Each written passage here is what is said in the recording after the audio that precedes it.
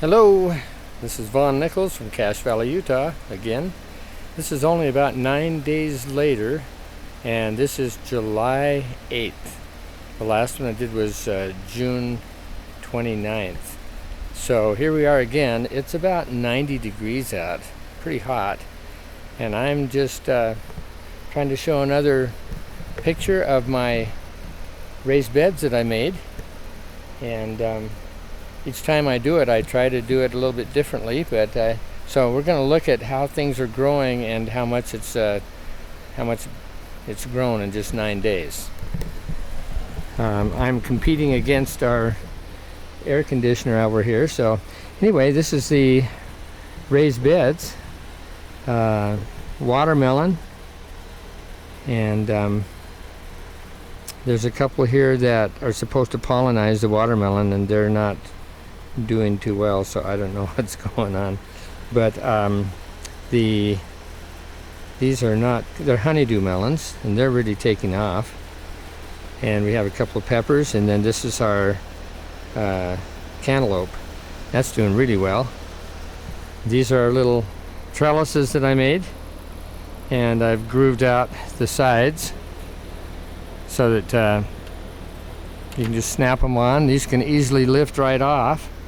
And I put these boards across here to hold the trellises on with just one screw, and it's loose enough that I can actually lift these out and lift these off at the end of the season.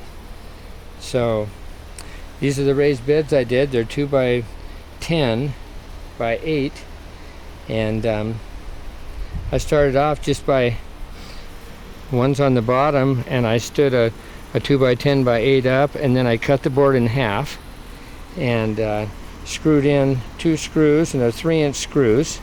So I screwed in 2 screws there, and then came down here to the very end and put the other half of that board on the outside, screwed a couple of screws in, and then I proceeded to put the last 2 by 10 by 8, screwed that one,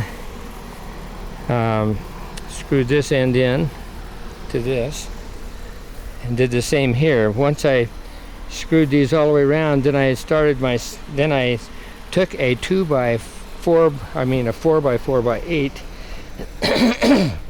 and I put them on the inside all the way around.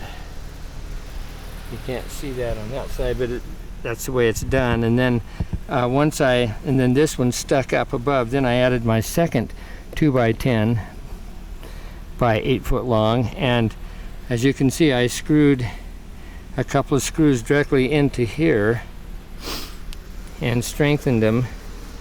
Came in on the inside into the 4 by 4s on both sides, and that really strengthened this a lot.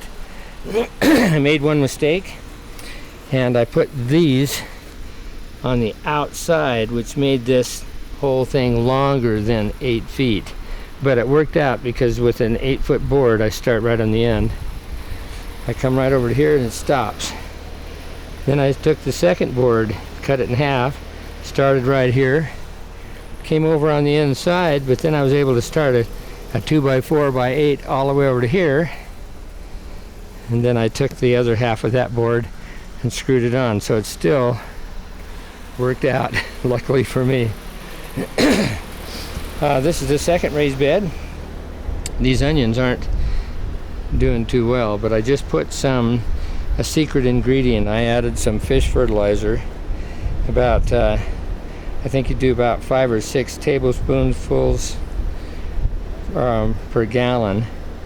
Or I have a 5-gallon bucket, and I just put about 8 or 9 tablespoonful or capfuls into a 5-gallon bucket, and then I use cottage cheese cartons, and I just pour it out over here. And these tomato plants are really taking off.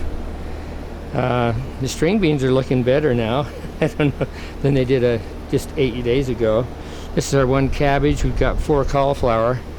First time we've ever grown them, and starting to look like something. This one's kind of going to seed. And then here's our last one. And these are our acorn squash, and I just, like I said, gave them fish fertilizer, and they're starting to take off, and the strawberry plants are actually starting to do better now than I expected. And these are acorn squash. So there we go. Try that out, see how that works.